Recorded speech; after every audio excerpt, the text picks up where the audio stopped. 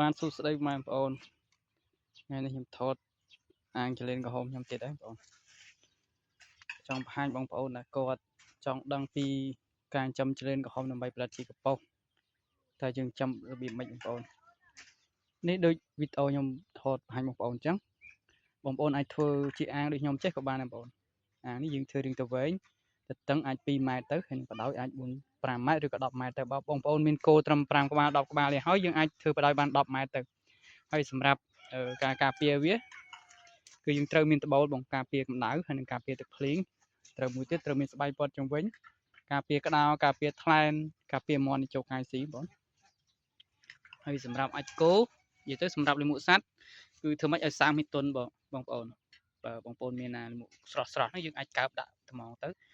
ឬបើមានចាស់គោចាស់ទេដែលវារឹងតិចអីតិចចឹងទៅយើងអាចត្រាំវាត្រាំទឹកវាឬក៏ស្រោចទឹកវាឲ្យសាមួយទុនទៅយើងដាក់ឲ្យចលៀនស៊ីទៅចលៀនវាស៊ីបានបងប្អូននេះគឺជាអាចចលៀនបងតែវាស៊ីអាចគោវាសុសវាអាចបោះវាបងឃើញកូនរបស់វាអាចចលៀនសុសចេះ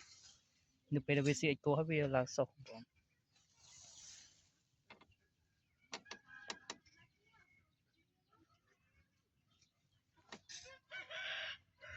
សម្រាប់ពុកម៉ែបងប្អូនគាត់ត្រូវការពូជអាចទៅមកខាងខ្ញុំបានខាងខ្ញុំមានលក់ពូជចលៀនក្រហមហើយនឹងប្រឹក្សាបច្ចេកទេសក្នុងការចិញ្ចឹមចលៀនហើយនឹងការផលិតជីគួរចលៀនទីតាំងខ្ញុំនៅស្រុកបាស្ដៃខេត្តព្រៃវែងលេខទូរស័ព្ទខ្ញុំនៅខាងលើហ្នឹងបងអាចតាក់ទងមកលេខមួយណាក៏បានដែរបងខ្ញុំច្រើន